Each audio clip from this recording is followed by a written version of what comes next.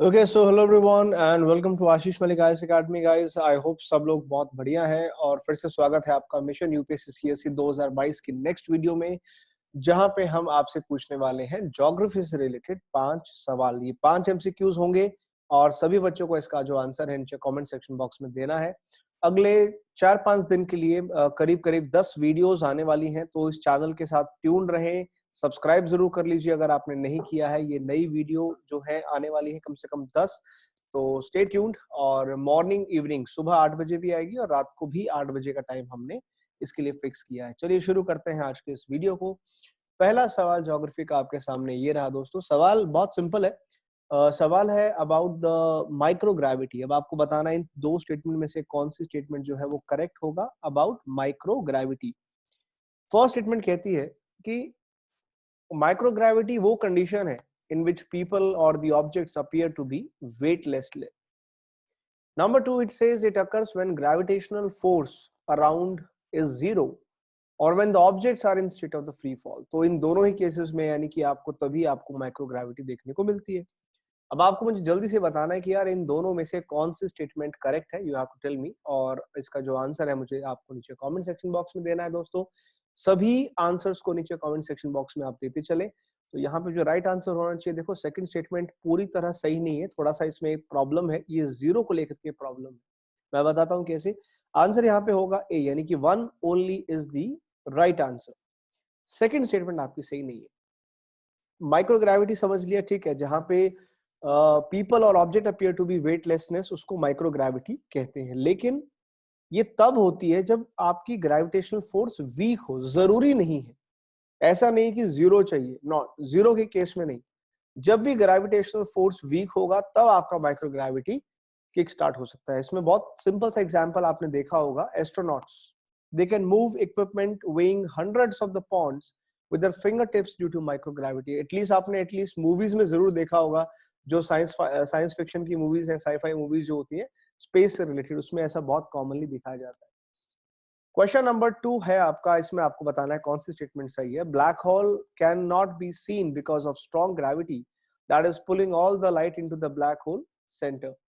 If the star is orbiting a certain point in the space, scientists can study the star motion to find out if it is orbiting a black hole or not. तो आप दोनों में से आपके हिसाब से सही statement क्या है, मुझे नीचे बताएं कमेंट सेक्शन बॉक्स में। इसका आंसर क्वेश्चन नंबर डाल के बताएं। क्वेश्चन नंबर का आंसर क्या होगा, ए, बी, सी या डी? आपके हिसाब से जो भी इसका आंसर है आप मुझे बता सकते हैं। तो यहाँ पे जो राइट आंसर होगा भाई, उस केस में आप देखो या दोनों स्टेटमेंट बिल्कुल सही है। ब्लैक होल हम सब जानते हैं इसका सबसे स्ट्रॉन्गेस्ट ग्रेविटेशनल फील्ड होता है। सिर्फ स्ट्रॉन्ग नहीं, स्ट्रॉन्गेस्ट ग्रेविटेशनल फील्ड है। एक सिंगल लाइट को, सिंगल बीम ऑफ लाइट को भी ये बाहर नहीं आने देता। ये ऐसा स्टार है और ये तब बनता है जब कम से कम एक सुपरनोवा एक्सप्लोजन हो। किसका?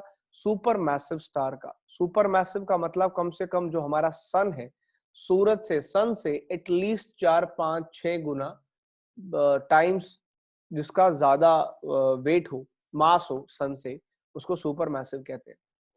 तो ठीक है, बिल्कुल भी आसान नहीं है ब्लैक होल को डिटेक्ट करना, क्योंकि कुछ भी इसमें से बाहर लाइट आती नहीं है।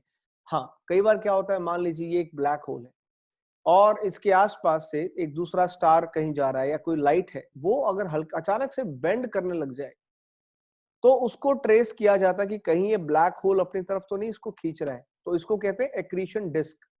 तो ये एक्रीशन जो है, एक्रीशन डिस्क हम लोग देखते हैं।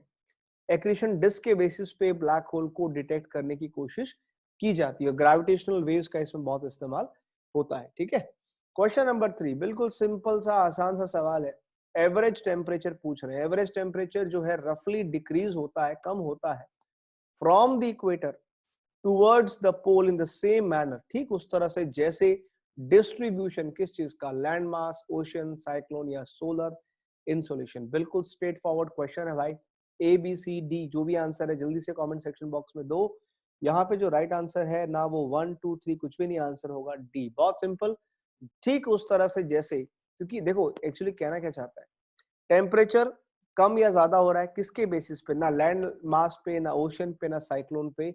इक्वेटर से पोल जाएंगे, यानी 0 डिग्री से अगर हम 90 डिग्री जाएंगे ना, तो जिस तरह से हमारे solar insolation, incoming solar radiation में फर्क होता है, मैंने आपको बताया था, जो हमारे ट्रॉपिक्स हैं, यानी कि ट्रॉपिक ऑफ कैंसर और ट्रॉपिक ऑफ कैप्रिकॉर्न, यहां तक तो जो भी सनलाइट आपकी आएगी, सनलाइट आएगी बिल्कुल एकदम ऐसा 90 डिग्री आएगी, लेकिन उसके ऊपर नीचे आप देखोगे तो आपकी स्लांटिंग जाती है। तो डेफिनेटली जो जो टेम्परेट जोन्स हैं उनमें कम टेम्परेचर होगा, ट्रॉपिक्स के बीच में जो टॉरिड जोन है उनमें ज्यादा टेम्परेचर होगा। तो ठीक जैसे सन की इंसोलेशन चेंज होती है उसी हिसाब से टेम्परेचर कम या ज्यादा होता है।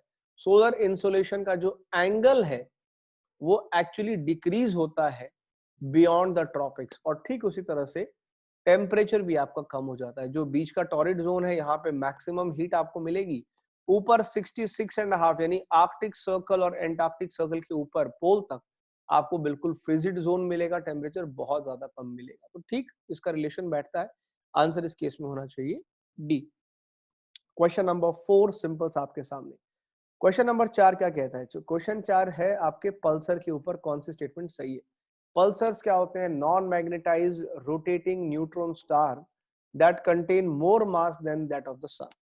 Scientists are studying pulsar in search for planets beyond Earth's solar system and measure the cosmic distances. देखो न्यूट्रॉन स्टार, अब आप इसका आंसर दे दो, ए बी सी या डी जो भी आपके हिसाब से होगा, मैं एक्सप्लेनेशन बता देता हूँ। न्यूट्रॉन स्टार क्या होते हैं? न्यूट्रॉन स्टार आपके एक्चुअली सुपरनोवा एक्सप्लोजन जब होगा ना, उस सुपरनोवा एक्सप्लोजन का जो रिकॉइल होता है उससे बनता है न्यूट्रॉन स्टार। कुछ ऐसे न्यूट्रॉन स्टार होते हैं जो बहुत ज्यादा स्ट्रॉन्ग ग्रेविटी के होते हैं। पल्सर का फुल फॉर्म होता है पल्सेटिंग स्टार, ठीक है? मतलब ये स्टार है सर, कहीं से भी लाइट बाहर नहीं आ सकती, जैसे ठीक ब्लैक होल से नहीं आ सकती, एक्सेप्ट पोल्स, बस पोल्स में से लाइट एमिट हो सकती है। तो जैसे मान लीजिए ये लाइट पोल से निकल रही है और अगर ये कल को बाई चांस रोटेट करे, अगर ये रोटेट करेगा तो एक 1 बाय 1 पल्स इसका फ्लैश होगा। एक बार नॉर्थ पोल का फ्लैश दिखेगा, फिर साउथ पोल का दिखेगा, इसको पल्सेटिंग कहते हैं। और ये मैग्नेटाइज होता है बहुत ज्यादा, नॉन मैग्नेटाइज नहीं है, this is highly magnetised. Highly magnetised है क्योंकि इसका मैग्नेटिज्म इतना स्ट्रांग होगा, क्योंकि लाइट जो निकल रही है वो सिर्फ पोल से ही निकल रही है, पोलर एरिया के अंदर इतना इंपॉर्टेंस है इसका, इसलिए हाईली मैग्नेटाइज है पल्सर। तो ये फर्स्ट स्टेटमेंट गलत होगी, आंसर आपका हो गया सर बी इस केस के अंदर। पल्सेटिंग स्टार को जरूर पढ़े, इंपॉर्टेंट है, हाईली मैग्नेटाइज्ड होता है और स्फेरिकल है, कॉम्पैक्ट है, लेकिन सन से ज्यादा मास इसके अंदर आपको देखने को मिलता है। क्वेश्चन नंबर 5, आखिरी सवाल इस वीडियो का, फिर एक इंपॉर्टेंट इंफॉर्मेशन है वो सुन के जरूर जाइएगा। Even when the earth get nearest to the sun, ऐसा आपको पता है, ऐसा होता है जब अर्थ सन के सबसे करीब होती है, हालांकि उस पोजीशन को कहते हैं पर हीलियन। जब अर्थ पर हीलियन पोजीशन पे होती है, क्लोजेस्ट टू द सन, उसके बावजूद भी, और उसकी वजह से आपको ज्यादा सोलर एनर्जी मिलती है, लेकिन उसका इफेक्ट हमको सन पे कभी फील नहीं होता ज्यादा। ऐसा क्यों है? जब अर्थ, क्योंकि आपने पढ़ा होगा पर हीलियन एफिलियन के बारे में, ये हमारा ऐसा होता है सन, सन के आसपास सर ये है इसका ऑर्बिट। ये ऑर्बिट मान लीजिए मोटा मोटा, इस बार ज्यादा हो गया, मतलब इतना भी नहीं है, थोड़ा सा इसको मैं ऐसे ड्रॉ कर देता हूँ, थोड़ा सा फर्क होता है, एक पोजीशन थोड़ा ज्यादा करीब, थोड़ा सा ज्यादा दूर। तो अर्थ एक टाइम पे यहाँ होगी, घूमते घूमते साल में एक बार यहाँ जाएगी। इस पोजीशन को एप हीलियन कहते हैं, इस पोजीशन को पर हीलियन कहते हैं। याद रखने का बड़ा आसान तरीका मैं बताता हूँ।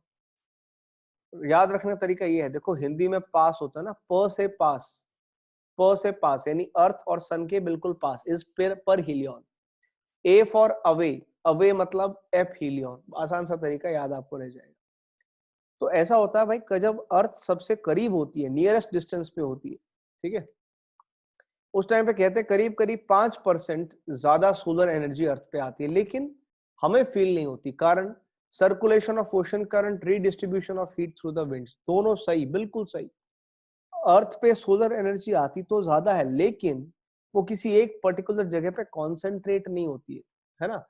वो जो भी इफेक्ट है वो पूरा इफेक्ट हर जगह आपका डिस्ट्रीब्यूट हो जाएगा। और हर जगह डिस्ट्रीब्यूट करेगा कौन? दो ही चीजें हैं जो विंड्स हैं 75% हीट वो डिस्ट्रीब्यूट कर देती है, 25% हीट जो है आपकी ओशन करंट डिस्ट्रीब्यूट कर देते हैं। तो अल्टीमेटली उसका जो इफेक्ट है वो पूरे अर्थ पे काफी नेग्लिजिबल हो जाता है, एक पर्टिकुलर जगह पे कॉन्सेंट्रेटेड नहीं होता।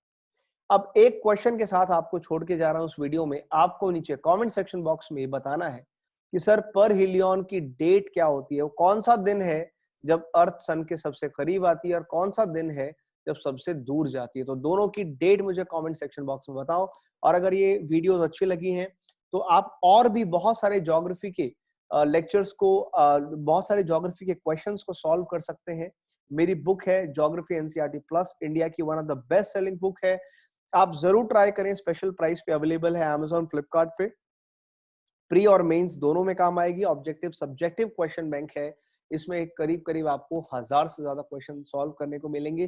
तो डेफिनेटली इसको ट्राई करें दोस्तों। और साथ ही साथ में मैं आपको बता दूं कि अनअकैडमी पे आज हमने नए बैचेस भी स्टार्ट किए हैं। 27 जनवरी है तो नए बैचेस शुरू हो चुके हैं अनअकैडमी के ऊपर। अगर आप अनअकैडमी को ज्वाइन करना चाहते हैं तो आज ही अनअकैडमी प्लस को ज्वाइन कीजिए, रेफरल कोड आशीष मलिक का इस्तेमाल करके। लेकिन आज के लिए आपके लिए एक स्पेशल ऑफर है जो आज रात 12 बजे खत्म हो जाएगा। वो स्पेशल ऑफर क्या है मैं आपको बताऊंगा। आप इस बात को ध्यान से, बहुत ध्यान से जरा सुनिएगा, बिकॉज ये आपके लिए होने वाला है काफी ज्यादा स्पेशल। दोस्तों अगर आप आज अनअकैडमी को सब्सक्राइब करते हो, आज हमारा आखिरी दिन है अनअकैडमी सब्सक्रिप्शन के लिए। एक स्पेशल ऑफर आप लोग के लिए, ये रिपब्लिक डे स्पेशल चला हुआ है जहां पे आज रात 12 बजे तक ये ऑफर वैलिड है। यानी कि आप अगर सब्सक्राइब करेंगे तो आपको आज 6 महीने का फ्री एक्सटेंशन मिलेगा। यानी अगर आप 1 साल का सब्सक्राइब करोगे तो आपको सब्सक्रिप्शन मिलेगा 18 महीने का। तो इससे बढ़िया ऑफर कुछ नहीं है, 6 महीने का आपको एक्स्ट्रा मिल रहा है और आपको स्पेशल प्राइस मिलेगा, स्पेशल डिस्काउंट मिलेगा जब आप ये रेफरल कोड आशीष मलिक का इस्तेमाल करेंगे। तो किस चीज की वेट कर रहे हैं, सब्सक्राइब कीजिए अनअकैडमी प्लस को। साथ ही साथ में आपको मिलेंगे बहुत सारे प्राइजेस, जैसे कि 20 बुक्स का सेट मिलेगा, फ्री टेस्ट सीरीज आपको मिलेगी। सारे बेनिफिट्स अनअकैडमी पे अवेलेबल है। तो जा करके सब्सक्राइब कीजिए फटाफट से। और वीडियो भी आने वाली है आज पर्टिकुलरली कम से कम मैं 2 या 3 वीडियो डालने वाला हूँ। आज वक्त है, समय है, तो बहुत सारा प्रैक्टिस करते रहें। तो 2-3 वीडियो अभी और आएंगी, तो आप मेक श्योर कि आप इसको अच्छे से जो है रिवाइज कीजिए। अगली वीडियो में लाइव करूंगा करीब करीब 10 बजे और आज की आखिरी वीडियो लाइव होगी रात को 12 बजे से पहले, 11 बजे रिलीज कर देंगे, 11 बजे। तो टाइमिंग नोट करें, 10 बजे और 11 बजे की टाइमिंग।